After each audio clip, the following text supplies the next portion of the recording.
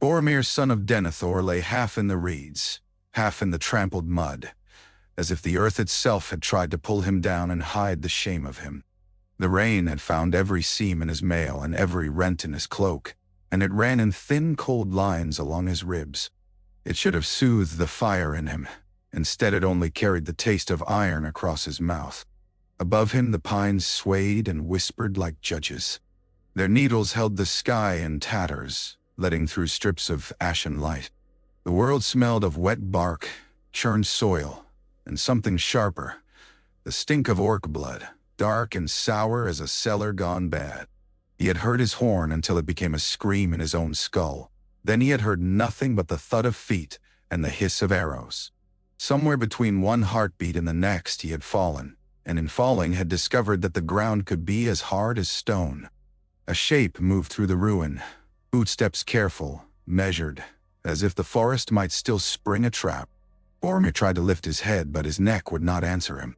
He saw only a blur of gray and green, a man bending low among the dead, and for a moment he thought it was one of the enemy come to make sure. Then a hand found his shoulder, warm through wet cloth, steady as a held note. Boromir. The voice was hoarse, cut with running and grief and rain. Stay, do not strive. The name came to him as if from far away, as if it belonged to another man. He opened his eyes wider. The blur sharpened into a face he had learned in a handful of days, weathered, stern, lit from within by a stubborn mercy. A ranger's face, but with the line of old kings written in bone and gaze. Aragorn's fingers closed around an arrow shaft jutting from Boromir's side. He did not pull yet. He only pressed his other palm against the mail beside it, feeling, measuring, listening to the body's complaint like a skilled smith listening to flawed metal. Boromir tried to laugh. It became a cough. Blood bubbled at his lips, darkening the rainwater that ran across his chin. "They took them," he whispered. Each word scraped. "The little ones. I know." Aragorn's eyes flicked over the ground, taking in the scattered prints, the dragged leaves. "I tracked them, but you... how many?" Boromir's gaze slid, sluggish, to the orc carcasses. They lay where he had dropped them, twisted in postures that still looked surprised. He wanted to feel pride. He found only exhaustion and a hollow ache that had nothing to do with arrows. "Enough," he said. "Not enough." Aragorn's jaw tightened. His hand shifted, and he pulled the first arrow free in a clean, brutal motion. Boromir's whole body arched. For a heartbeat, the world went white. Aragorn pressed hard, sealing the wound with cloth torn from his own sleeve before the blood could decide to follow the arrow out. "Breathe," Aragorn commanded softly, as if ordering a frightened horse. "Breathe, Boromir." Boromir dragged air in, and it came with a thin whistle. His chest felt too small for his heart. He tasted mud. His eyes found the broken horn at last. It lay beside him, cloven cleanly, as if some invisible axe had struck it mid-cry. The sight hurt worse than the arrow being torn out. Aragorn followed his gaze. He reached for the horn, lifted it, and held it a moment as if weighing a funeral bell. "You called," Aragorn said, and there was no accusation in it, only the raw fact. "And I came," Boromir wanted to say. Too late. Instead, the words that rose were the ones he had tried to drown beneath duty, beneath disdain, beneath the bright armor of his own certainty. "I tried to take it," he breathed. "From Frodo." Aragorn stilled. Rain struck his hair and ran down his cheek like a tear he would not own. "The ring," Aragorn said. Boromir shut his eyes as if darkness might hide him from himself. I saw my city burning," he said, and his voice shook, not with fear now, but with a shame deeper than any wound. "I saw my father's hands empty. I saw the White Tower falling, and I thought, only for a moment, I thought I could." His breath broke. His body tried to tremble and could not. Aragorn's hand came down to Boromir's brow, not as a healer's blessing, but as a man steadying another man against the edge. "And you did not," Aragorn said. Boromir forced his eyes open. I did, he whispered. I reached. I spoke like a thief. My. Aragorn held his gaze until Boromir looked away. When Aragorn spoke again, his voice was lower. It will come again, he said. To all of us, that is the peril. Boromir swallowed. Kill me, he said suddenly, because the thought came like relief. Let my father mourn me as a hero and not. Aragorn's hand clamped harder on his shoulder. No, he said, fierce now. You will not choose the easy ending, not while you still draw breath. Boromir almost hated him for that kindness. A distant cry rang out then, an elven call, sharp and clear as a blade. Another voice followed, rougher, cursing in a tongue older than stone. They return, Aragorn said, and at last his eyes moved away, scanning the trees. Hold on. Boromir tried. The world narrowed to rain blood and the weight of Aragorn's hand, anchoring him where pride could not. Legolas came first, silent as falling ash, his bow already half lifted before his gaze found Aragorn and settled. The elf's eyes flicked over the dead as if counting coins on a table, then dropped to Boromir, and something unreadable tightened around his mouth. Gimli barreled in behind him, boots sinking, beard dripping. He carried an orc helmet in one hand like a trophy and looked ready to throw it at the world. When he saw Boromir, the helmet slipped from his fingers and fell with a wet thud. By Durin's beard, Gimli muttered, and the curse sounded like prayer. He dropped to his knees at Boromir's side, thick hands hovering uncertainly as if afraid to touch and make the hurt worse. Boromir tried to straighten, to offer some brave jest, some captain's dismissal of pain. His body betrayed him. A groan crawled out instead. He lives, Aragorn said, as if he himself needed to hear it spoken aloud. He had already torn away the shafts that could be pulled. Two remained, snapped short, buried deep. His hands moved with grim economy, binding, pressing, keeping the blood where it belonged. Legolas knelt opposite Gimli, gaze fixed on the arrows. The feathering is black, he said softly. Isengard. Eh, Gimli said. And there were many. They took the hobbits, Aragorn said. We must pursue. Boromir's eyes snapped toward him. The thought of Merry and Pippin, small hands in iron grips, frightened voices swallowed by forest, drove a spear of cold through him sharper than any arrow. Go, he rasped. Do not waste breath on me. Gimli's face contorted. Waste? You are no waste man.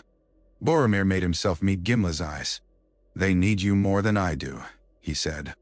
Do not let my pride steal them too. Legolas' fingers tightened around Boromir's wrist, and for a moment Boromir felt the elf's pulse against his own, quick and controlled. You speak as if you are already dead, Legolas said. I do not permit it. Boromir almost laughed again, and the attempt turned into another cough. Aragorn caught the blood with cloth and did not look away. We cannot carry him and catch the Uruk-hai, Aragorn said, voice rough with the truth of it. Not if we mean to take them alive. Gimli growled low. Then we kill them, he said. And the hobbits with them, Legolas said, as if stating a simple rule of war. Silence fell. The rain was louder. Somewhere beyond the trees, the great lake of Nen Hithoel heaved and sighed, restless as a beast in sleep. Aragorn's gaze slid to the shoreline where their boats lay hidden beneath branches. There is another way, he said at last. If we can bring him past Rauros. Boromir's heart jolted. The falls. The roaring teeth of water they had heard even before they saw the lake. The portage path. He imagined himself dragged like cargo, slowing them down, stealing hours that the hobbits did not have. No, he said. Leave me here. Gimli's eyes flashed. And let the carrion birds make a feast of you. I'll not. Boromir clenched his jaw until his teeth ached. I ordered men to die, he whispered, and the words were not about this moment alone. I have done it my whole life. Now I ask it of myself. It is only fair." Aragorn's voice cut through him hard as steel. "This is not a battlefield order," he said. "This is despair speaking, and despair is the enemy's hand in your mouth." And Boromir shut his eyes. He hated the taste of those words because they were true. Legolas rose, already moving. "The boats," he said. "Fetch them." Gimli followed, swearing under his breath as if the words were wedges he hammered into his fear. Aragorn stayed, leaning close. "You confessed," Aragorn murmured. "That is not the act of a coward. Now endure." Boromir wanted to answer. His strength ran out first.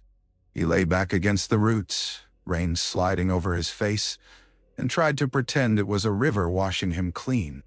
They moved like men crossing a knife edge.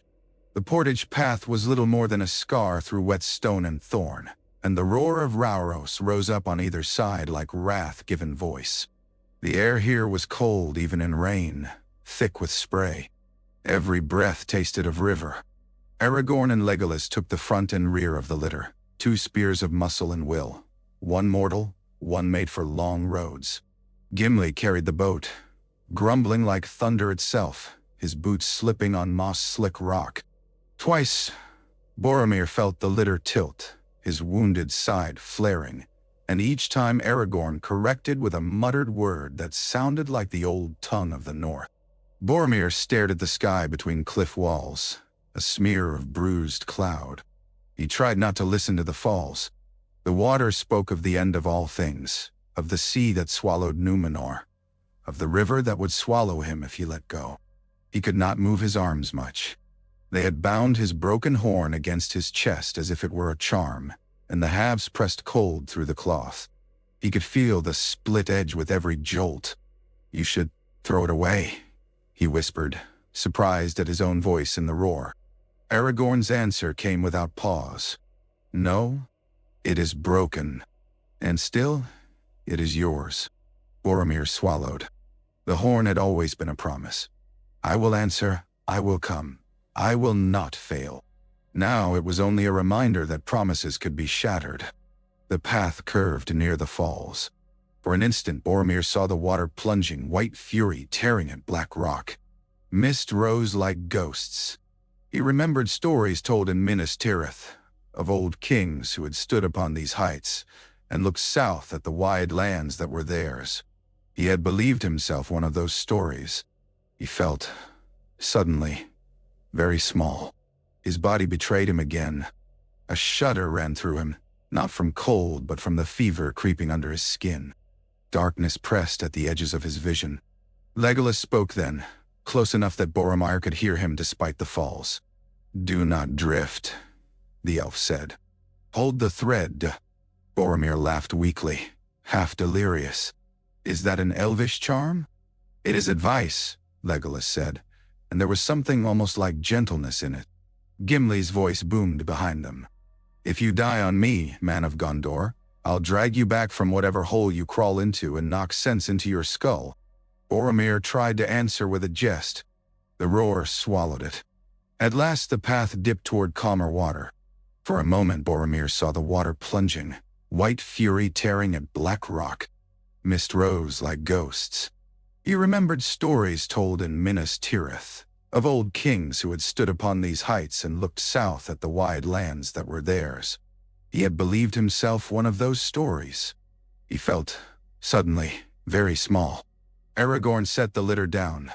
His hands were trembling from strain, but his eyes were steady. He looked at Boromir for a long moment, as if weighing what he must now do. "We part here," Aragorn said. Boromir's heart kicked, sharp and painful. "Then go," he whispered. "Find them." Aragorn nodded once. He helped Boromir into the boat. The silver craft rocked, light as a leaf on current, and Boromir felt suddenly how fragile he was. Wounded flesh in a thin shell of wood, set upon a river that did not care. Legolas placed a waterskin by his knee, then a small bundle of food. Gimli thrust a short knife into the bundle as if arming him against the whole world. Aragorn crouched, close enough that Boromir could see rain clinging to his lashes. "There will be patrols," Aragorn said. "Southward. Gondor yet holds some watch on the river. Let the current take you. Do not fight it." Boromir stared at him. "You speak as if you know I will live." Aragorn's mouth twitched, not quite a smile. "I have learned not to wager against stubborn men." Boromir's throat tightened. He wanted to say, "I am not stubborn. I am only afraid." But he could not find the courage for that truth. Aragorn laid the broken horn halves beside Boromir's hand. "When you can," he said, "sound it again, not as a call for aid, as proof that you still stand." Then he pushed the boat out. The river seized it at once. Boromir's fingers closed on the horn, and the shore began to slip away. The river carried him like a sentence. Boromir lay back as the bank slid past, dark roots gripping the soil, reeds bending under rain, the occasional pale birch trunk like a bone. He watched Aragorn become smaller, watched Legolas and Gimli blur into a single shadow, and then the bend in the water swallowed them. The world narrowed to the boat, the current, and the noise of his own breathing. He did not weep. He could not spare the water. The fever rose as the cold sank into his bones. Pain had a shape now. It sat in his side, heavy as a stone, and with every heartbeat it seemed to grind. His bandages were already warm. He tried to sit up. The attempt sent sparks through his ribs. He sank again, teeth clenched.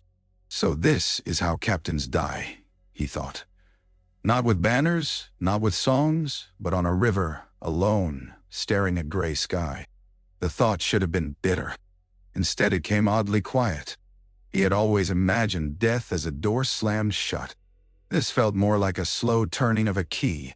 The boat swung into faster water, and spray flecked his face. He licked his lips and tasted the river, clean, cold, indifferent. In that indifference, there was a kind of mercy. The river did not judge his weakness. It did not care that his hands had reached for a thing meant only for ruin. It did not care that the horn was broken. He lifted the horn halves, hands shaking, and held them against his chest again. If he could have fitted them together, he would have. But the split was jagged. The pieces refused to become whole. "Father," he murmured, and the word came unbidden. He saw Denethor's eyes in his mind, sharp as knives, always measuring. He had lived his whole life beneath that gaze, straining to be worthy of it. Even now, bleeding in a boat, he found himself wondering what those eyes would see in this moment. Weakness, failure, a son who could not even die properly. He spat into the river, angry at his own thoughts. The fever made his mind slippery. He tried to think of something else. Minas Tirith rose in his memory, white as bone against a mountain. The smell of stone heated by sun. The echo of boots in long corridors. The white tree in the court of the fountain, its branches bare, waiting like a hand held out for something that would not return. And Faramir's smile, softer than his own, always quick to step aside and let Boromir take the praise. Faramir's questions, the way he looked at old scrolls as if they were living men. Boromir swallowed hard. He had always been the blade. Faramir had been the book. Yet it was Boromir who had been cut by temptation, and Faramir who would have stood firm. The thought stabbed deeper than any arrow. The river widened as it ran southward, and the light dimmed toward night. The rain eased, then returned in fitful bursts. The clouds pressed low. When darkness finally came, it did not arrive cleanly. It seeped in, pooling under the trees, thickening the shadows. Boromir lay in it and listened to the water. He wondered how far the hobbits were now, whether their small feet still moved, whether they still breathed. "I failed you," he whispered into the night, and the words were for Frodo, for Aragorn, for the city that had made him, for the brother who had loved him, for himself. The river did not answer. Sleep came in shards. Boromir would fall into darkness and rise again with a gasp, certain he had heard a horn, only to find it was the river slapping the boat or the wind groaning through branches. In one dream he stood atop the walls of Minas Tirith. The city below was full of smoke. The lamps in the streets were guttering as if starved of air. On the Pelennor, black banners moved like a stain. He looked for his men. He saw only their helmets, empty, rolling in the mud. He turned, and Denethor was there, dressed not in steward's black but in mail, as if he meant to fight. His father's face was calm, almost pleased. "You see?" Denethor said. "Even you could not hold it. Even you could not be enough." Boromir reached for his sword. His hands found nothing. Then the dream shifted. He was in the woods again. Frodo stood before him, small, pale, eyes huge with fear. The ring hung on a chain like a drop of captured night. Boromir's own hands reached, eager, trembling. He could feel the gold's cold promise against his fingertips, and behind that promise he could hear the screaming of Minas Tirith and the applause of a crowd chanting his name. He woke with a strangled cry, heart hammering. The boat rocked under him. Mist clung to his face like spiderweb. "Not mine," he whispered, and his voice was hoarse. "Not mine." His fingers closed on the broken horn instead, as if it might anchor him against those visions. He held it so tightly that the jagged edge bit his palm. Pain, at least, was honest. The night wore on. He lost count of hours. He drifted between waking and fever. Once he saw lights on the bank, small, bobbing points like lanterns. He tried to lift his head, tried to call, but his throat produced only a rasp. The lights moved, and then they were gone, swallowed by trees. Whether they had been real or the fever's invention, he could not tell. Near dawn, the river changed. The current strengthened, pulling harder. The banks widened and the trees thinned. The mist rose in pale sheets. In that gray half-light, Boromir saw shapes in the water, faces, pale and open-eyed, floating just beneath the surface. He blinked, and they became only foam and shadow. He blinked again, and for a heartbeat he thought he saw Frodo's face, lips blue, reaching up. He squeezed his eyes shut until the pressure hurt. When he opened them, the river ahead was clear. The sky was bruised purple. A cold wind ran down the water like a blade. Boromir dragged himself upright, inch by inch. His side screamed. Sweat broke on his brow despite the chill. He managed to sit, braced against the boat's side, and for the first time since Parth Galen he looked south with intention rather than helplessness. Somewhere down that river was Gondor. Somewhere down that river was his father and his brother and the city he had sworn to defend. He forced his hand to the oar, dipped it into the water and pulled, not to fight the current but to guide himself. The motion sent a jolt through his wounds. He tasted blood again. "Not yet," he muttered, and whether he spoke to death or despair he did not know. Not yet. The day that followed felt longer than any march he had ever led. The land changed subtly, as if the world itself were easing from one mood into another. The cliffs that had hemmed the river began to fall away. The banks became softer, muddied, broken by patches of rush and willow. Here and there he glimpsed the mouths of small streams feeding into the Anduin, their waters brown with silt, carrying the smell of distant earth. Boromir guided the boat where he could, letting the river do most of the work. His strength came in brief surges followed by long, trembling weakness. When his vision blurred, he rested the oar across his knees and stared at the water until the world steadied again. He ate once, forcing down a strip of dried meat that tasted like leather and salt. It sat heavy in his stomach. He drank sparingly. He did not know how long the river would take to bring him to help, or whether help existed at all. Midday brought a thin, cold sun that did nothing to warm him. The wet mail chafed at his skin. The arrow wounds burned. His fever rose again in waves, making the river shimmer as if it were glass holding fire beneath. He thought of the ring often, though he tried not to. The memory of it was like a bruise you cannot stop pressing, half because it hurts, half because you need to know the hurt is still there.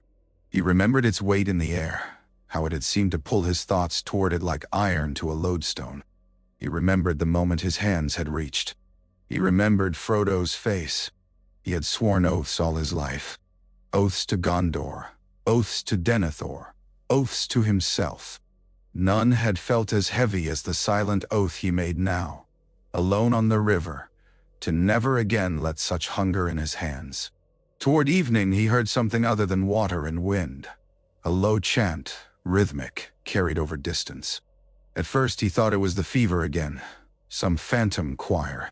Then he saw smoke, a thin, straight line rising from the eastern bank. Men, not orcs. The smoke was too clean, the fire too careful. His heart lurched. He dug the oar into the water and pulled toward the bank, muscles screaming. The boat obeyed reluctantly, drifting closer. The smoke thickened. He saw a flicker of flame between reeds, then the dark shapes of tents. A shout rang out. Another answered.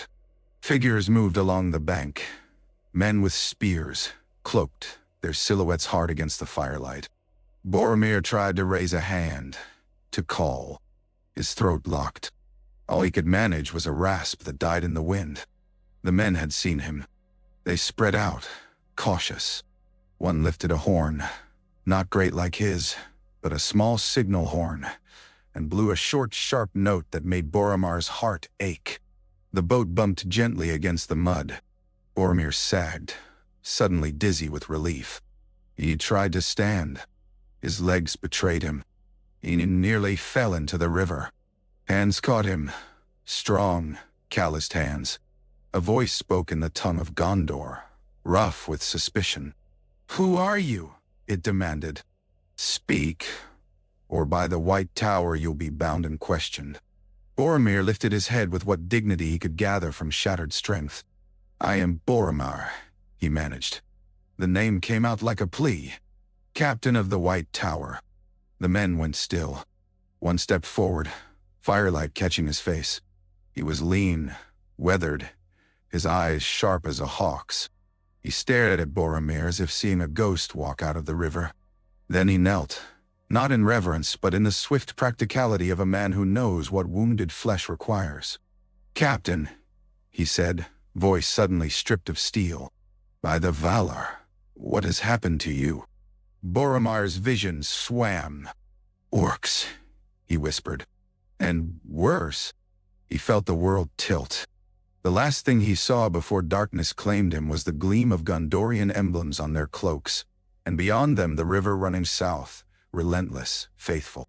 When Boromir woke, the world smelled of smoke and crushed herbs. He lay on a bed of cloaks atop a rough plank table, the kind built quickly and meant to be taken apart just as fast. A lantern hung from a pole above him, swaying slightly. Its light made everything amber and unreal. Voices murmured nearby. He caught his own name, spoken in disbelief, and the word Cer Andros, and then a sharper phrase. "Send riders now." He tried to lift his head. Pain flared. A hand pressed him down gently. "Lie still," a voice said. It was the same hawk-eyed man from the bank. "You'll tear what little the river has spared." Boromir blinked until the face came into focus. He recognized the man then, not from close acquaintance, but from reports and brief meetings at the White City's walls. A ranger captain, often in Ithilien, often in shadows. "Mablung," Boromir rasped. The man's brows rose. "Hey," he said. "And you know me well enough to name me even half dead. That's either a comfort or a curse." Boromir tried to swallow. His mouth was dry as sand. "Where?" "On the river," Mablung said. "South of Rauros, north of Cer Andros. We were watching for raiders, not for you." "Nah." A second man leaned in, holding a cup. His face was younger, his eyes wary. "Drink," he said. Slowly. Boromir sipped. The water was laced with something bitter. It warmed his throat and made his stomach clench. "Damrod," Mablung said over his shoulder. "Hold that lantern steady. I need to see these wounds." Damrod obeyed, bringing the light closer. Boromir felt hands at his side, careful but firm, peeling away bandages. Air hit the wounds like salt. He hissed. "You've been pierced," Mablung muttered. "More than once. Whoever bound you did well." Not well enough. Well, no. Boromir's mind stumbled. Aragorn, he whispered. Mablung paused. Aragorn, he repeated, as if tasting the name. The Ranger of the North? Boromir closed his eyes briefly. He was with me, he said. We came from the north, from Rivendell. Damrod's lantern wobbled. The council? He blurted, and then seemed to regret speaking. Mablung's gaze sharpened. Quiet, he said, not harshly, but with the authority of a man used to keeping secrets alive. He looked back at Boromir. Captain, how did you come to be alone on the Anduin in an elvish boat? Boromir's fingers twitched toward his chest. The broken horn was still there. They had not taken it. That small mercy hit him harder than the bitter drink. They went after the halflings, Boromir said. Each word cost. Taken by Uruk-hai. Mablung swore under his breath. Isengard, he said, and it was not a question. Boromir nodded weakly. Then the war is worse than we feared, Mablung murmured. He glanced up at the night beyond the lantern circle. Somewhere out there, unseen, the enemy's gaze lay like weight. Boromir forced himself to speak before the fever dragged him under again. Send word, he said. To Minas Tirith, to my father. Mablung's expression tightened. We already have riders on the road, he said. But the road is long, and the darkness moves. Boromir's throat clenched. Then take me, he said. I must be there. Damrod snorted, unable to help himself. You can barely breathe. Boromir turned his head toward him, eyes glassy but fierce. I have breathed through worse, he said. It was a lie. He had never breathed through shame like this. But he clung to the lie because it was a rope. Mablung studied him for a long moment. In that gaze, Boromir saw neither pity nor awe, only calculation. The same look Boromir himself had worn when deciding whether a wounded soldier could march or must be carried. At last, Mablung nodded once. We will move at first light, he said. If you can sit a horse, we ride. If you cannot, we find another way. Boromir's eyelids drooped. Relief and dread tangled in his chest. As sleep pulled him down again, he heard Mablung speaking softly to Damrod. Guard him, he said. Not because he is a captain, because he is a man who has seen something and survived it. None. Da-da-da-na. Boromir wanted to answer. The darkness took him before he could. The morning was a knife. Fog lay thick across the marshes, turning every reed into a ghost. The sky above was a pale smear that promised nothing. The camp moved in silence, men packing with the efficiency of those who have learned that noise draws arrows. Boromir woke to hands lifting him, to the protest of his wounds, to the taste of bitter herbs on his tongue. Someone had bound his side again in the night. The bandages were tighter now, the pressure constant, as if trying to hold his insides in by sheer will. They brought a small horse, tough, dark-coated, the kind bred for bad ground and long miles. Its ears flicked, uncertain. When Boromir was set against it, it snorted, catching the scent of blood. I cannot, Boromir began, and then the thought of Minas Tirith rose like a wall in his mind. He clenched his jaw. I can. Two rangers braced him while he swung his leg over with agonizing slowness. The motion sent a flare of pain up his ribs that turned his vision white. For a heartbeat he thought he would faint and tumble into the mud like a sack. He did not. Pride, old, stubborn, poisoned pride, held him upright as well as any strap. Mablung watched him the whole time. Do not waste strength on looking proud, he said quietly when Boromir finally settled. Pride does not stop bleeding. Boromir's mouth twisted. No, he managed, but it stops men from seeing fear. Mablung's eyes were unreadable. Fear is useful, he said. It keeps you alive. They rode south, skirting the river where the ground allowed. The Anduin ran beside them like a companion that did not speak. Sometimes Boromir could hear the distant roar of water over rocks. Sometimes the fog swallowed even that.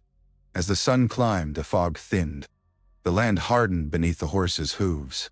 They left the marsh and entered a stretch of rough scrub where thorn bushes clawed at cloaks.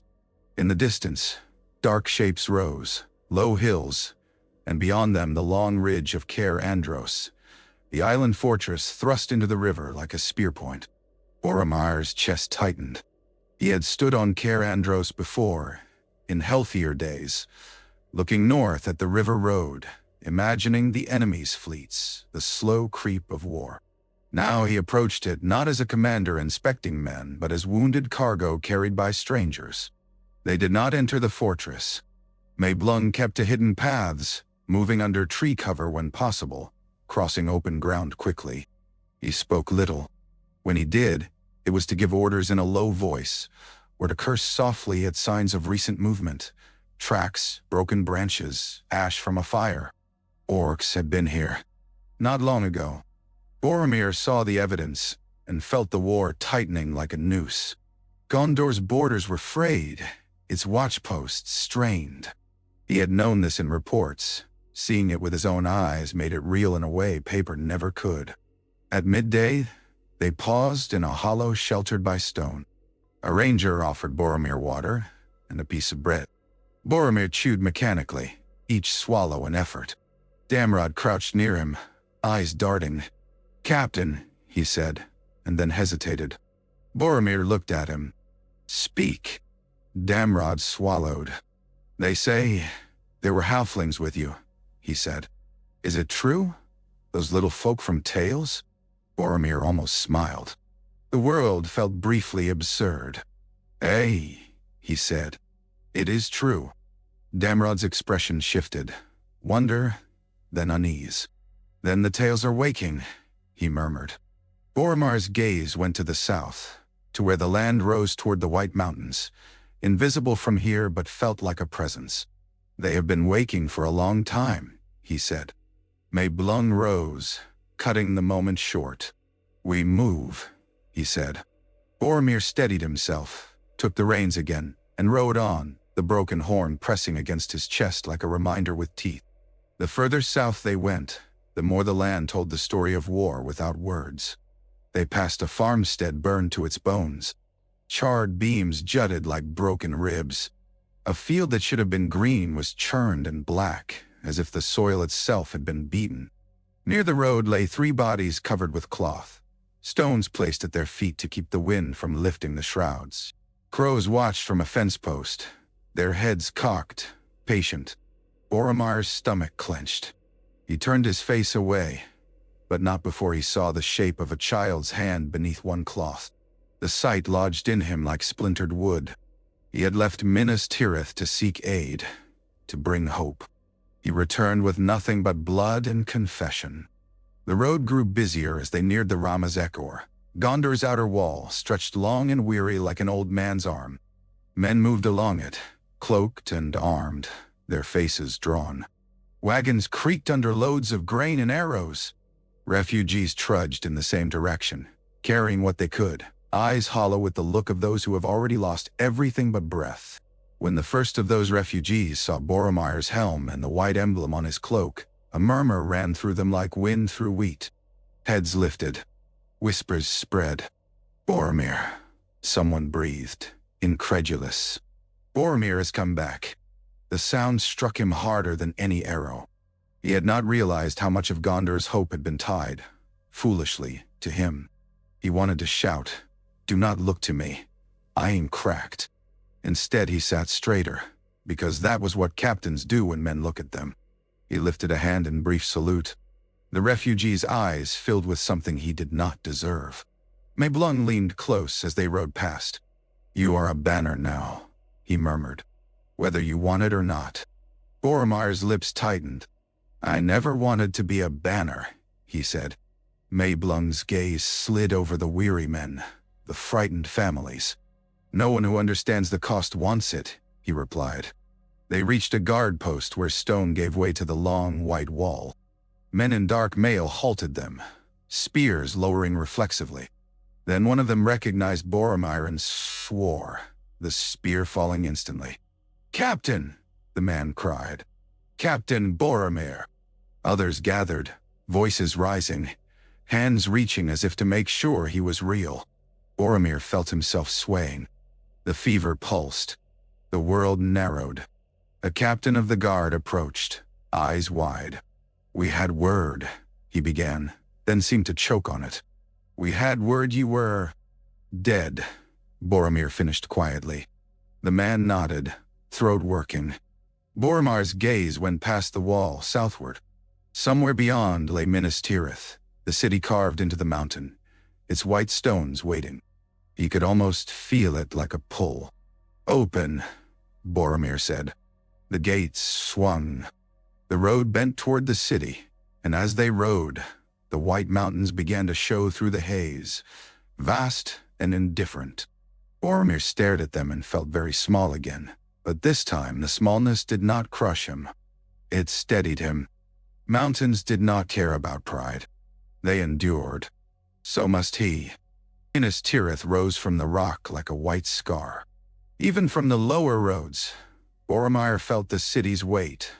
Stone upon stone, level upon level, a fortress built not merely to defy armies, but to defy time. In his memory, it had always been bright. Now soot stained the lower walls, and the lamps burned even in day, as if the city did not trust the sun to return. As they climbed through the first circle, the streets tightened, funneling people into narrow arteries of stone. Boromir saw faces turn toward him, some lit with sudden hope, some with confusion, some with grief that paused, uncertain of its own truth. A woman stepped forward, clutching a child to her hip. Her eyes were red. "My lord," she whispered, and the words were half prayer. "Is it true? Are you?" Boromir could not answer. He nodded once. The woman's mouth trembled. She bowed her head as if the nod itself had given her permission to breathe again. He rode on, and guilt walked beside him like a shadow. The ascent through the levels was a blur of stone and echo. At the second gate, men in the guard's livery saluted with a fervor that bordered on desperation. At the third, an old man crossed himself and muttered a blessing under his breath. At the fourth, Boromir saw the first of the wounded carried on stretchers, men pale beneath blood-crusted bandages, eyes too bright with pain. He smelled disinfecting smoke and stale sweat. May Blung kept close. "We should take you to the houses of healing," he said. Boromir shook his head, the motion making his vision swim. "Not yet," he said. "My father first." May Blung's mouth tightened. "As you will," he said, but there was a warning in the tone, as if he knew better than to drag a wounded captain before the steward's gaze. They reached the sixth level, and there the city opened slightly, making room for the power of those who dwelt above. The white stones were cleaner here. The air felt colder, as if the mountain itself breathed down upon them. At last they came to the final gate, the great gate of the citadel. The guards there were different, taller, sterner, their helms crested, their eyes trained not on the street but on the horizon of duty. When they saw Boromir, something like shock cracked their discipline. One stepped forward. His voice was careful. "Name and business." Boromir's throat tightened. He had walked through this gate countless times. Now it felt like entering a court where judgment waited. "I am Boromir," he said, and he forced the words to be steady. "Son of the steward, captain of the White Tower, I bring news." The guard's jaw flexed. He lowered his spear and bowed his head. "Enter," he said, and the heavy gates swung inward. The citadel's courtyard was quieter than the city below, but not peaceful. The silence here was the silence of held breath. The white tree stood in the court of the fountain, its branches bare, its bark pale, its roots wrapped in stone. Water fell in a steady stream into the basin, as if the fountain alone refused to acknowledge fear. Boromir looked at the tree. Once, as a boy, he had run his hands over its bark and imagined it blooming again. Now he saw it as it truly was, enduring, waiting, patient beyond men. He wondered if he could be patient. He had always been a sword, not a root. A door opened. A man in black came out, an official, face pale with anxiety. He saw Boromir and froze as if struck. "My lord," he breathed, and the words fell like stones. "The steward, he's in the tower. He has been troubled." Boromir swallowed. "Then I must trouble him further," he said, and dismounted. His legs nearly buckled when they touched stone. He caught himself, refusing to fall. Mablung moved to support him. Boromir waved him off with a sharp gesture. He walked, step by step, toward the tower, toward his father, toward whatever reckoning awaited him within. The stair within the tower was colder than the courtyard. The stone here held the mountain's chill, and Boromir felt it through his boots. Each step sent a ripple of pain through his side. He kept his hand against the wall, fingers trailing along the carved grooves as if the tower itself might lend him strength. Guards stood at intervals, silent, their faces hidden behind helms. Boromir recognized some by stance, by the way they held their spears. Men he had trained. Men who had once looked at him with easy respect. Now their silence felt like a question they were too disciplined to ask. "What happened to you?" He did not have an answer that would satisfy them. At a landing, Boromir paused, breath shallow. A servant appeared, pale and flustered, holding a cup. Boromir waved it away. He could not afford to be softened by kindness. Not yet. As he climbed, he felt a pressure in the air, a heaviness that had nothing to do with altitude. It was as if the tower itself leaned inward, listening.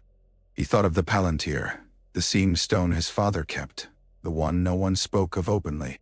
Boromir had always known it existed. He had never seen it. He had never wanted to. Some things were too bright, too sharp. Men cut themselves on them.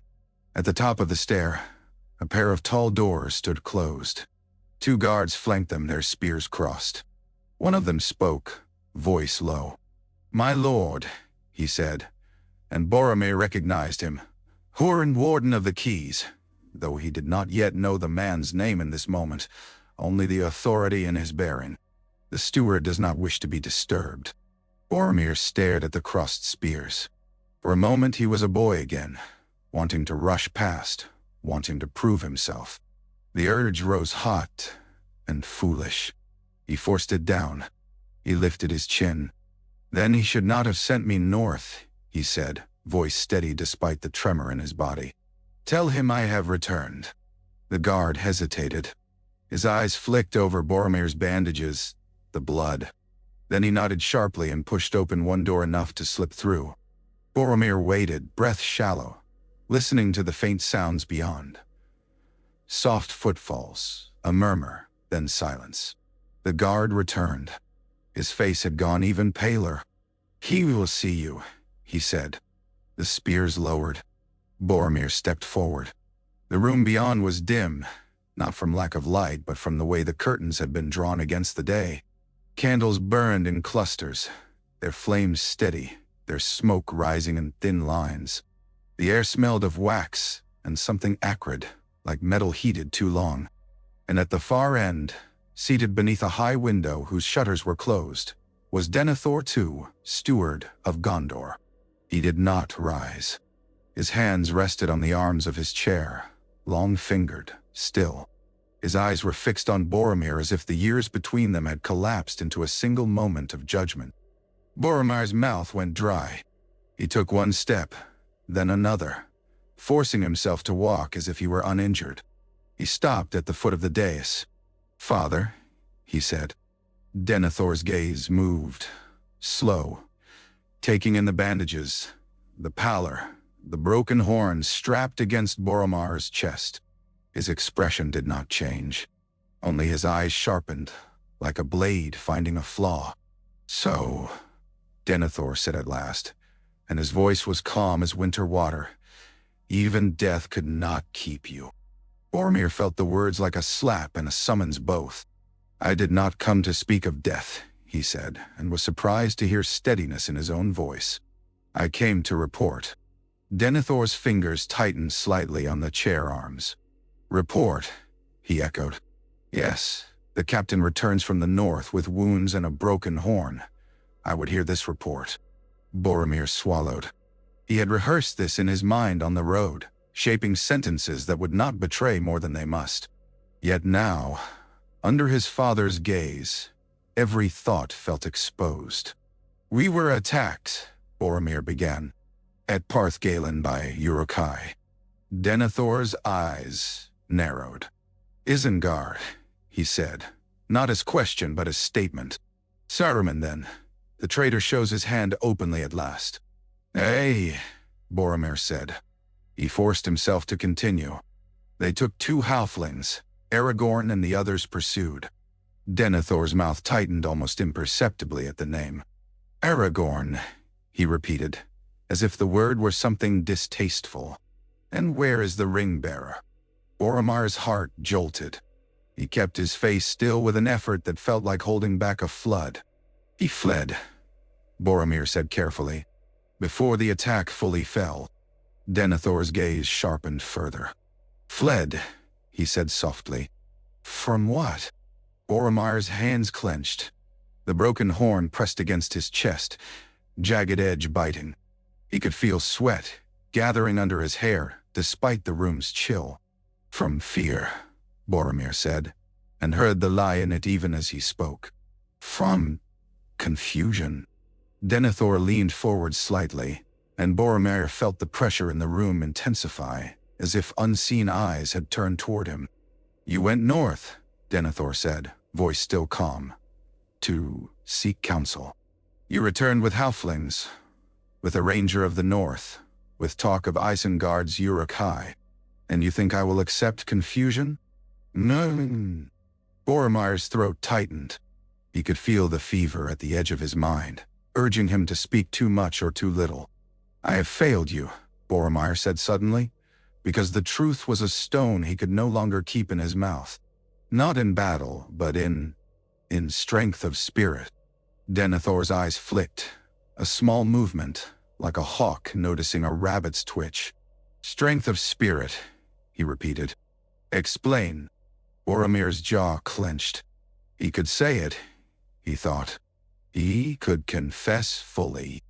He could place the whole ugly truth at his father's feet like an offering, and perhaps it would burn him clean. But he saw, in Denethor's eyes, not forgiveness waiting, only use. His father did not love the truth. He loved leverage. So Boromir chose a middle path and felt shame for it even as he walked it. "There is a peril," he said. "A thing the enemy desires. It tempts." Denethor's mouth curved. Not quite a smile. "At last," he murmured. "You speak of the matter that truly concerns us." Boromir's skin prickled. "I will not," he began. Denethor lifted a hand. "Do not bluster," he said. "You are wounded, Boromir. I can smell it. You cannot stand here and pretend you are invincible." The words struck deeper than intended. Boromir felt the old hunger to prove himself flare. Then he crushed it. "I am not invincible," Boromir said quietly. "I learned that." Denethor studied him a long moment. Then he leaned back, fingers steepled. "You will rest," he said, "and then you will take command." Boromir blinked. "No?" "Now," Denethor said. "The enemy does not pause to allow my son to heal his pride." Boromir's hands clenched again. Pride. Always pride. He wanted to shout that it was not pride that bled in him. It was remorse. But he knew Denethor would only hear the word he already believed. "I will serve," Boromir said, voice tight. Denethor's gaze softened by a fraction, not with affection but with satisfaction. "Good," he said. "We have little time. The darkness gathers, and I will not have my sons drift in dreams." Boromir's stomach turned at the phrase, as if Denethor had reached into his fevered night and plucked a secret. Denethor's eyes flicked toward the side table where a dark cloth lay over a rounded shape. Boromir felt cold crawl along his spine. "You have been watching," Boromir whispered before he could stop himself. Denethor's gaze snapped back to him, sharp. "I've been seeing," he corrected. "More than you ever will." Boromir held his father's stare and felt, for the first time, fear, not of battle, not of death, but of the certainty in Denethor's eyes. Certainty is a dangerous weapon when it points inward. "You may go," Denethor said, as if dismissing a servant. Boromir bowed stiffly, then turned. His steps out of the chamber felt heavier than the climb in. Behind him, Denethor's voice followed, soft as smoke. "Do not disappoint me again." Boromir did not answer. He did not trust himself to. Outside the chamber, the air felt thinner, as if he had been underwater and now surfaced. Boromir leaned against the wall, breathing hard. The stone was cold through his cloak. His hands trembled, and he hated them for it. He pressed his palm against the broken horn as if to remind himself he still possessed something solid. Mablung stood a few paces away, arms crossed, watching with a soldier's patience. He had not been allowed into the steward's presence. Perhaps Denethor had not wanted witnesses. "Did he flay you alive?" Mablung asked quietly. Boromir managed a humorless breath that might have been a laugh. "Not yet," he said. Mablung's eyes narrowed. "Not yet," he repeated. "That is not an answer I like." Boromir's head throbbed. He pushed away from the wall and forced himself to stand straight. "Take me to the houses," he said. "He will want me on my feet by nightfall, and I do not intend to die in his courtyard to prove a point." Mablung's mouth twitched. "That," he said, "is the first sensible thing you've said since I found you on a river." They descended the tower together. Boromir felt eyes on him in every corridor. Word of his return had already spread like fire through dry grass. In every face he saw the same thing, hope hungry for a shape to cling to. He wondered how long it would take before they saw the cracks. At the houses of healing, herbmasters fussed and scolded, their hands brisk. They cut away bloodied cloth, cleaned wounds, applied poultices that stung, and then soothed. Boromir clenched his teeth through it all. Pain he could endure. Shame was the harder medicine. An old woman with hair like gray straw leaned close, peering at the arrow wounds. "You were lucky," she muttered. "Another finger's breadth and your lung would have filled." "Lucky," Boromir repeated softly. The woman snorted. "Luck has nothing to do with it," she said. "Someone bound you well. Someone who knew how to keep a man breathing." Boromir thought of Aragorn's hands, steady in rain, and felt a bitter warmth in his chest that was not fever. He spent the afternoon in a narrow bed, staring at a white ceiling. The city's sounds filtered in. Distant horns shouted orders, the rumble of wagons. War was a constant vibration beneath everything, like a drum heard through walls. As twilight came, a messenger arrived with orders sealed in black wax. The man bowed deeply, eyes shining. "My lord Boromir," he said, "the steward commands you to attend the council at dawn. The enemy moves. Scouts report fires on the east bank. Osgiliath." His voice faltered. Fear crept in. Boromir sat up, ignoring the protest of his wounds. "Tell him I will come," he said. The messenger bowed again and fled. When the door closed, Boromir leaned back, breath shallow. He stared at his hands, hands that had reached for the ring, hands now clean and useless. He thought of the white tree, bare and waiting. He thought of Aragorn, running northward after stolen hobbits, carrying the fate of the world on his back without anyone's approval. Boromir had wanted to be a savior. Now he would settle for being a shield. He closed his eyes and whispered into the quiet, as if the words could travel through stone and distance. "Let me do one thing right." Dawn came too soon. Boromir walked into the council chamber with the stiffness of a man wearing pain-like armor. The room was long, its walls carved with scenes of old victories that now felt like mockery. A table of dark wood stretched down the center, maps spread across it, held flat by daggers and stones.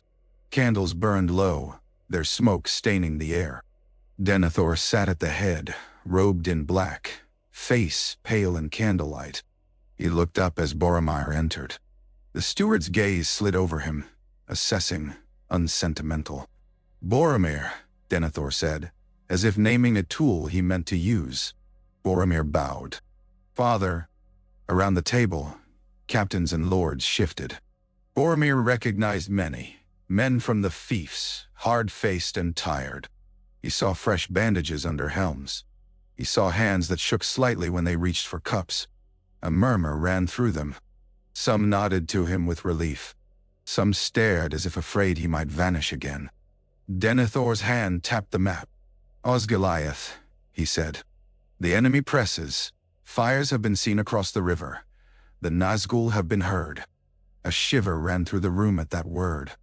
Boromir felt it too, a cold whisper along his spine.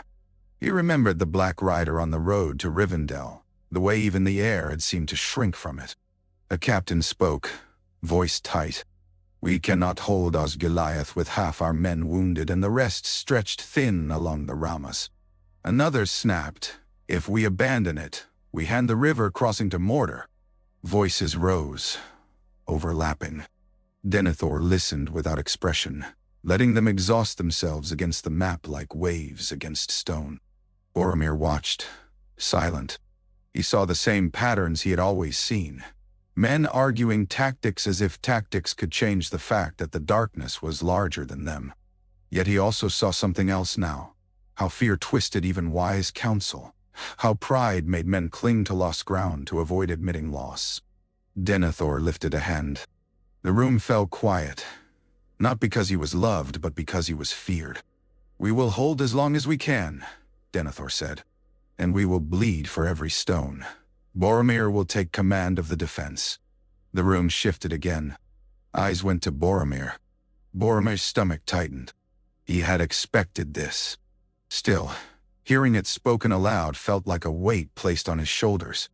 Denethor's gaze pinned him. "You will ride to Osgiliath," he said. "You will strengthen the garrison.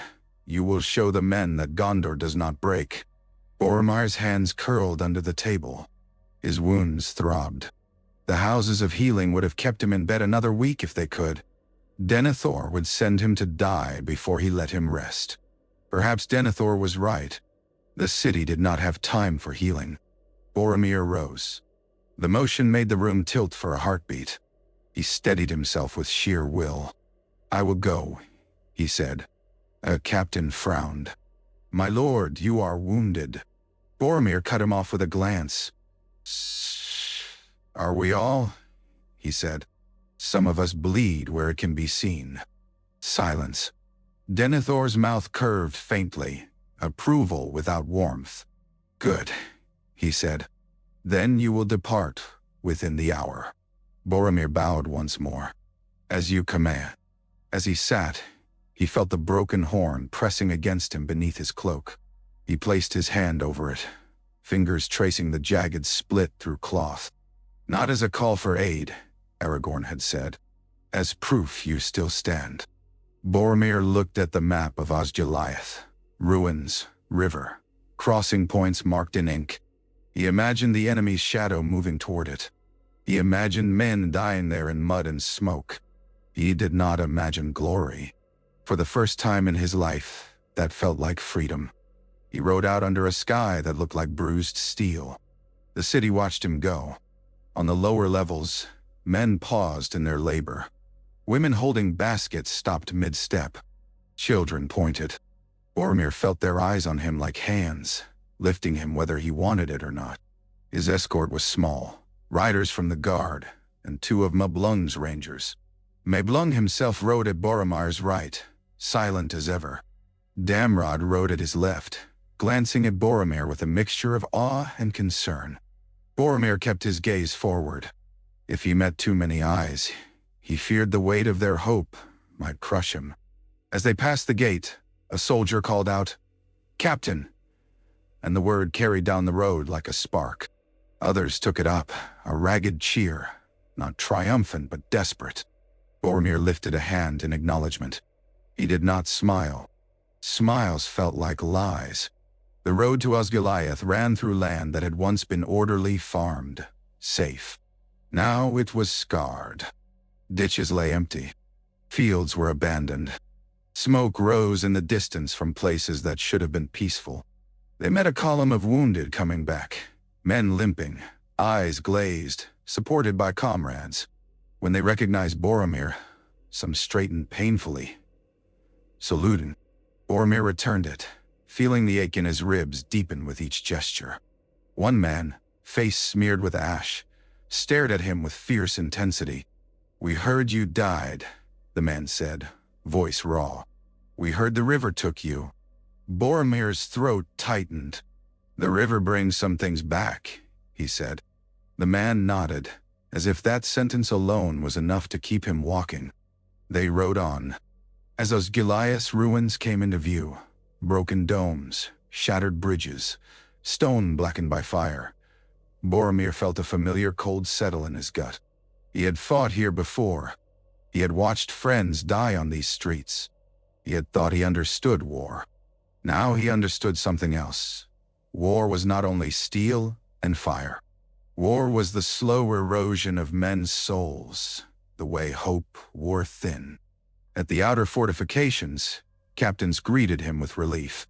Reports came fast. Enemy scouts seen on the far bank, strange shapes in the sky at night. A cold fear that made men wake shaking. Boromir listened, asked questions, gave orders. His mind slid into the old patterns of command, and for a few hours the shame receded, held at bay by necessity. Then, at midday, a shadow passed over the ruins. Men froze. Heads lifted.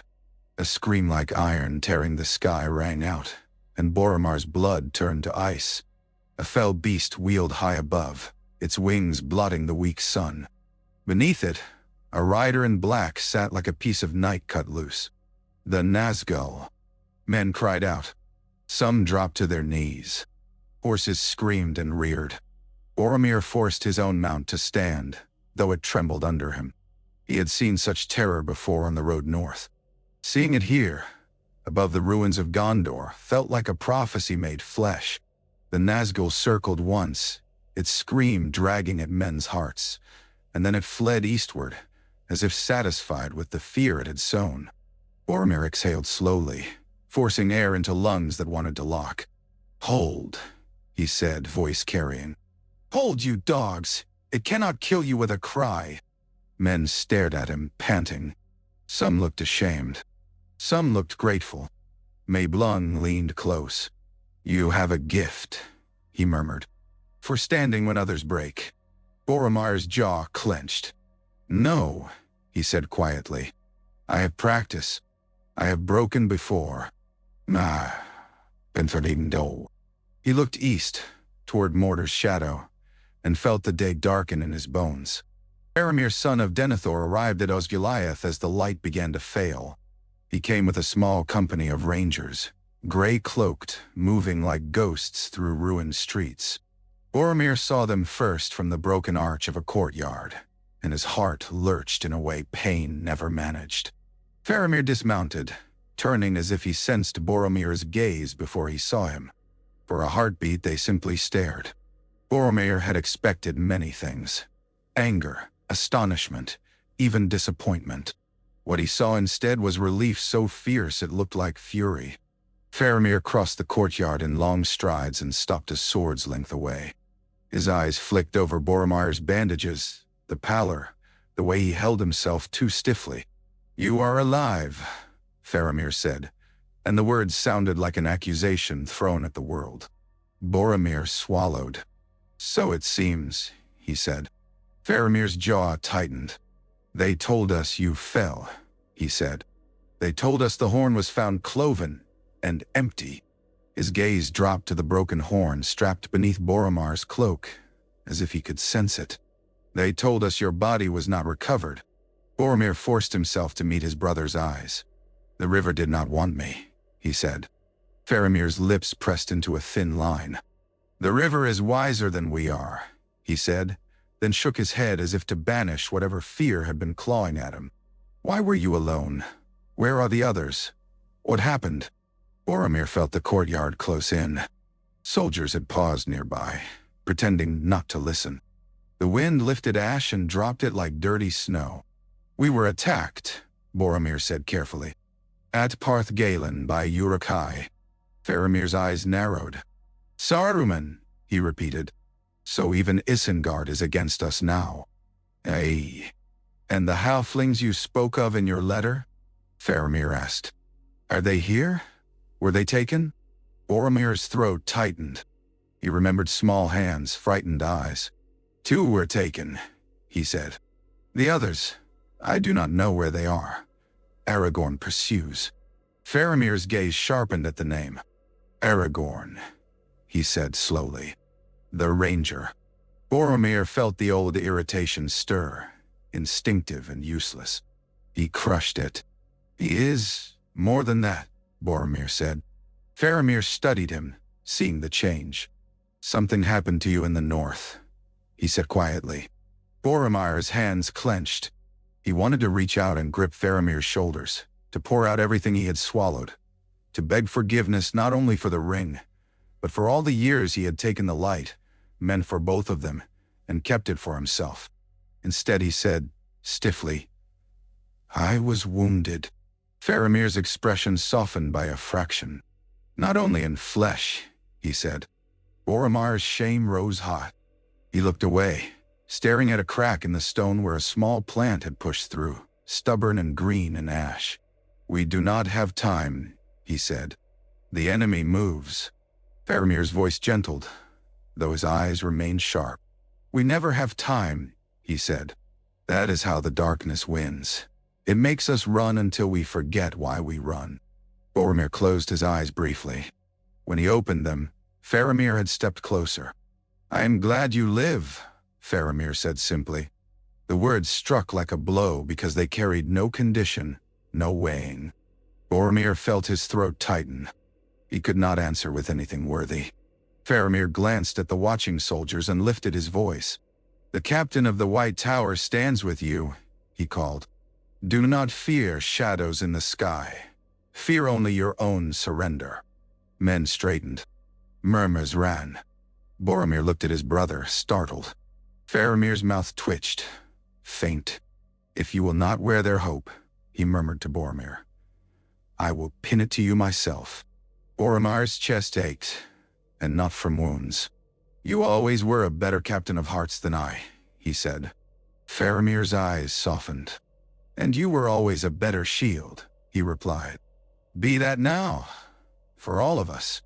Boromir nodded, once, slow.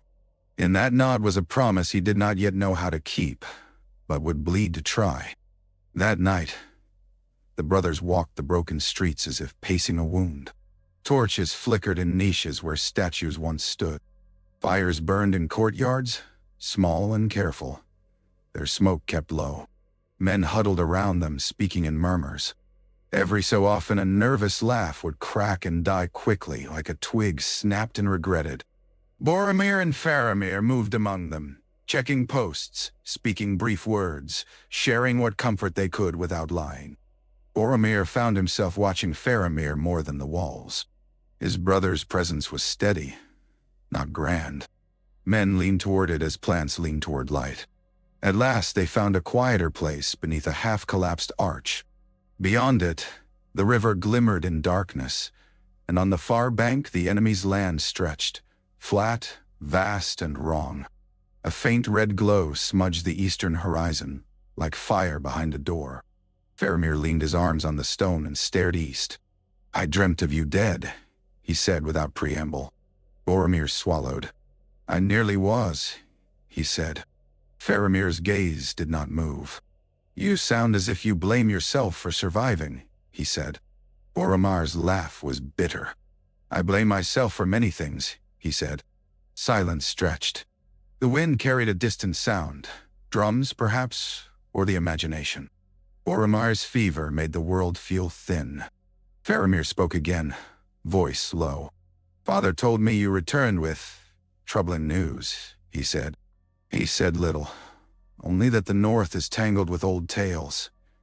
He asked me questions I did not understand. Boromir's stomach tightened. Denethor's questions were never innocent. He asked you about halflings, Boromir guessed. Faramir nodded. He asked if they spoke of Isildur's bane, he said. His eyes flicked toward Boromir, then sharp. What is Isildur's bane, brother? Boromir's mouth went dry. The river seemed suddenly loud. He had hoped to keep the ring's shadow away from Faramir. Now it had found its way here all the same. I do not know everything, Boromir said carefully, and felt how pathetic that sounded, as if ignorance were a shield. But there is a thing, an heirloom of war, lost long ago. The enemy seeks it. Faramir studied him. And you saw it, he said, and it was not a question. Boromir's hands clenched on the stone. He wanted to deny. He could not. Eh, he whispered. Faramir's gaze sharpened. And it tempted you. Boromir's throat tightened. He forced the words out like thorns. Eh. Faramir's face did not change. No contempt. No shock. Only a deepening seriousness. Then you are in danger, he said quietly. Not from arrows. From yourself. Boromir flinched. I know, he said. Faramir's hand moved, slow, and rested briefly on Boromir's forearm. The touch was light, brotherly, steady. Then we guard you as we guard the walls, Faramir said. Not with chains, with truth. Boromir stared at the hand, then at his brother's face. How can you speak like that? He demanded, sudden anger flaring to cover fear. How can you not despise me? Faramir's eyes held his. Because I have wanted things too, he said. Not the same things, but wanting is part of being alive. The difference is what you do when wanting turns into hunger. Boromir's shoulders sagged. He felt tears prick behind his eyes and hated them. He blinked them away. I reached, he said hoarsely. I would have taken it, if Frodo had not run. Faramir's gaze softened. And now? He asked. Boromir looked east. The red glow over Mordor pulsed faintly, like a heartbeat. Now I would cut off my hand before I reached again, he said. Faramir nodded once. Then you are already more than you were, he said. Boromir wanted to believe him. He did not know how. A cry sounded from the wall, a signal, urgent. Both brothers straightened at once, instincts snapping into place. They ran toward the sound, leaving confessions behind like discarded cloaks. War did not pause for honesty. The enemy tested them before midnight. It began with a hiss in the dark, arrows, black-fletched, arcing over ruined stone. A man cried out as one struck his shoulder, and the sound snapped every nerve awake. Shields! Faramir shouted, voice cutting through panic. Hold the line! Men surged into place, shields rising, spears bracing. Boromir forced himself up the stairs, lungs burning, sword drawn. The blade felt heavy, not with weight but with meaning. He had always loved the certainty of steel. Tonight the steel felt like a promise he might not keep. More arrows fell. They clattered against stone, thudded into wood, struck flesh. Men cursed, ducked, held. Boromir reached the battlement and looked out across the river. Darkness lay thick. On the far bank, shadows moved. Many, low, swift. He could not see their faces, but he could feel their numbers. Then torches flared on the eastern side, revealing the enemy's line. Orcs in ragged armor, faces pale in firelight, eyes glittering. They did not rush the crossing. They did not yet commit. They only shot, probing, savoring fear. A horn sounded from their side, low, mocking. The sound crawled under skin. Boromir's hand tightened on his sword. The broken horn pressed against his chest beneath his cloak, mute. Do they mean to cross? A soldier near him whispered, voice shaking. Boromir forced his voice to be steady. They mean to remind you they can, he said. Do not give them the gift of your terror. He stepped onto the broken stone edge, raising his sword where the orcs could see it. "Come then!" he shouted across the river, and his voice rang louder than he expected. "Come and learn what Gondor still holds." A few men cheered, ragged. Others stared as if he were mad. The orcs answered with laughter that sounded like stones grinding. Faramir moved beside Boromir, bow in hand. He did not speak. He only knocked an arrow and loosed. The shaft flew true into the torchlight and struck an orc in the throat. The creature fell, gurgling, and the laughter faltered. Boromir felt something in him steady. Not pride. Not the old hunger for praise. Something simpler, a grim acceptance. This was where he belonged. Not in dreams of power. In the mud and smoke, standing between darkness and the fragile light of men. The enemy's arrows slowed. Their lines shifted, restless. After a time they began to withdraw, melting back into shadow. Torches dimmed. The far bank darkened again. Men breathed out, shuddering. Some slumped, leaning on their shields. The night did not feel safer. It only felt like a pause. Boromir lowered his sword. His arm trembled.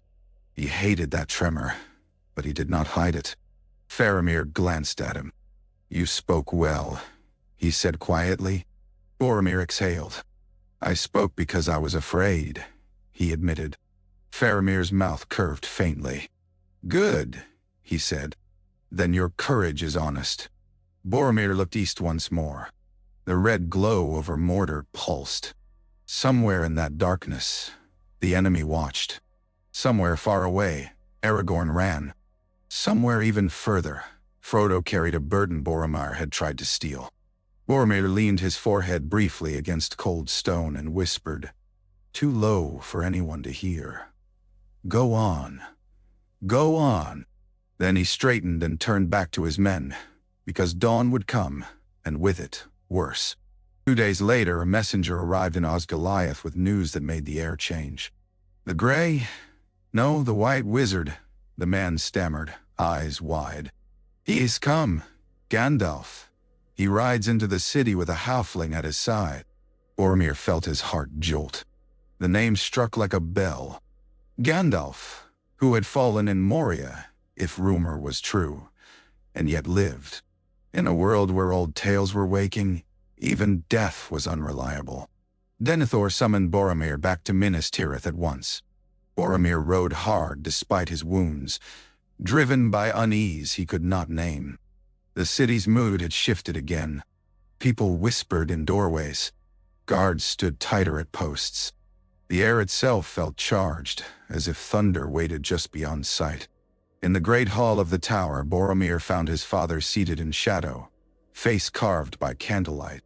At Denethor's side stood a small hobbit in guard livery, Peregrine Took, though Boromir did not yet know his full name. The halfling looked out of place among tall men in cold stone, his eyes too bright, his posture trying too hard to be brave. And beside him stood Gandalf the White. Boromir had expected an old man. What he saw was a force. Gandalf's hair and beard were white as new snow, but his eyes burned like coals banked under ash. He did not bow to Denethor. He inclined his head, as if acknowledging an equal rather than a superior. Denethor's gaze flicked to Boromir as he entered, then back to Gandalf. "You return," Denethor said, and the words were sharp. "Not content with meddling in Rohan, you now bring your meddling to my hall." Gandalf's voice was calm, but there was iron in it. "I bring warning," he said. "The enemy moves. The storm is upon you." Denethor's mouth tightened. "You speak as if I do not know," he said, and his eyes flicked toward the covered palantir like a hand reaching for a weapon. "I have eyes." Gandalf's gaze slid briefly to the covered stone. Boromir felt the air tighten. The wizard's expression did not change, but something in him seemed to grow colder. "You have eyes," Gandalf agreed, "but you do not always see." Denethor's fingers tightened on the chair arms. "And you," he said, "do you always see, Mithrandir? Or do you only believe you do?" The hall held its breath. Boromir stood to the side, watching, feeling the old tension between Denethor and the wizard like a rope pulled taut across years. He had been a boy when he first sensed it, his father's pride bristling at Gandalf's quiet authority. He had grown into a man, and still the rope had not broken. Pippin shifted uneasily, glancing between them. His hand went unconsciously to a small bundle at his chest, as if guarding a secret. Gandalf spoke again, voice steady. "You will have need of all hearts in this city," he said. "Not only your own." Denethor's gaze snapped to Boromir. "My son has returned," he said, and there was something like possessiveness in the words. "He will command. He will hold the walls. We do not need wandering wizards and their pet halflings to do what Gondor has done for 1,000 years." Gandalf's eyes flicked to Boromir then, and Boromir felt the weight of that gaze, seeing, not merely looking. For a heartbeat, Boromir wondered if Gandalf could see the moment at Parth Galen, the reaching hands, the shame. He stood still, refusing to flinch. Gandalf's expression softened by a fraction. "Then your son is to be honored," he said, and the words were sincere enough to sting. "For he has returned from the edge and still stands." Denethor's jaw tightened. "You speak as if you know his mind," he snapped. Gandalf's gaze did not move. "I speak as one who has seen many minds bend under burdens," he said. "And I say, do not break the tools you most need." Denethor's eyes flashed. "Tools," he repeated, and the word was acid. Boromir's hands clenched. He realized, with sudden clarity, that Denethor did see him as a tool. Perhaps he always had. Gandalf turned slightly, addressing Boromir directly now. "Captain," he said, and his voice carried warmth and command both. "The days ahead will test you." Boromir bowed his head, not in submission but acknowledgement. "I have been tested," he said quietly. Gandalf's eyes held him. "Then you know the taste of it," he replied. "Remember it, and do not let it drive you to madness." Denethor's voice cut in. "Enough," he said. "This is my hall." Gandalf inclined his head again, that small gesture that conceded nothing. "As you will," he said, and turned to leave with Pippin at his side. As they passed, Pippin glanced up at Boromir, eyes wide. There was fear there, but also a strange stubbornness Boromir recognized too well. Boromir watched them go, then looked back at Denethor. The steward's gaze was fixed not on Boromir but on the covered palantir, as if the stone called to him like a drug. The war was not only outside the walls, Boromir realized. It was inside them too. That night, Boromir climbed to the battlements alone. The wind was cold up here, carrying the smell of distant fires. Clouds moved low and fast, hiding the stars. The city below murmured in uneasy sleep, like a great animal dreaming of hunters. Boromir stood at the wall and looked east. Beyond the Pelennor, beyond the dark line of the Ramas, the land fell away toward Mordor's shadow. In the far distance, a dull red glow stained the horizon, faint but constant, as if the world's edge smoldered. He rested his forearms on the stone. His wounds throbbed in time with his heartbeat. The fever had eased, but it had not left. It lingered like a reminder that he was not whole. His hand drifted to the broken horn beneath his cloak. He drew it out, holding the halves in the moonless light. They looked smaller than he remembered, just shaped bone and metal, nothing that should carry meaning. Yet meaning clung to it like blood clings to a blade. He pressed the halves together, aligning the jagged split as best he could. They did not fit. There would always be a seam, always a scar. Below, in the court of the fountain, the white tree stood pale and still. In torchlight it looked almost alive, its bare branches like arms lifted in silent endurance. Boromir stared at it and felt something in him shift, something slow, like a root finding new ground. He had wanted to be the man who saved Gondor with strength and glory, the son who returned triumphant with allies and songs. Instead, he had returned broken with secrets that tasted like ash. Perhaps that was the only kind of man who could truly serve. Footsteps approached behind him. Boromir did not turn. The steps stopped at a respectful distance. "You should sleep," Faramir's voice said quietly. Boromir exhaled. "Sleep is full of ghosts," he replied. Faramir came to stand beside him, gaze following Boromir's toward the east. "Then stay awake," he said, "but do not stay alone." Boromir's fingers tightened around the horn. "Father thinks I am a tool," he said suddenly, the bitterness slipping out before he could stop it. Faramir's silence was answer enough. Boromir swallowed. "And Gandalf," he continued, "looked at me as if he could see through my skin." Faramir's mouth curved faintly. "Gandalf looks at everyone that way," he said. "It is unsettling." Boromir's laugh was soft and brief, almost real. Then it faded. "I was tempted," Boromir said, voice low. "Worse than father knows." Faramir's gaze stayed on the horizon. "And you did not fall," he said. Boromir's throat tightened. "I did," he whispered. "I reached." Faramir turned then, looking at him fully.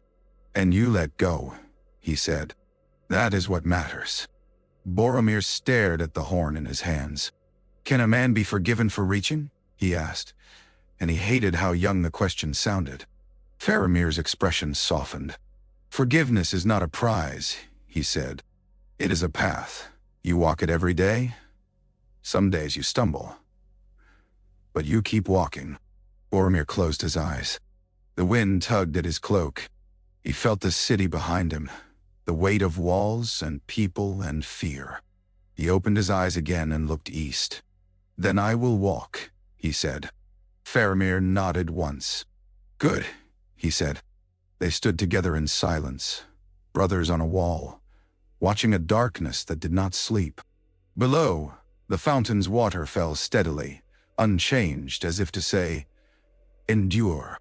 Boromir lifted the broken horn halves to his lips, not to sound, for it could not, but to feel the cold rim against his mouth, to remember what it meant to call, to be answered. "I am still here," he whispered into the wind, and though no one heard it, the words felt like a vow. Far off in the east, a faint scream tore the sky, the Nazgul again, circling, hungry. Boromir did not flinch. He stood,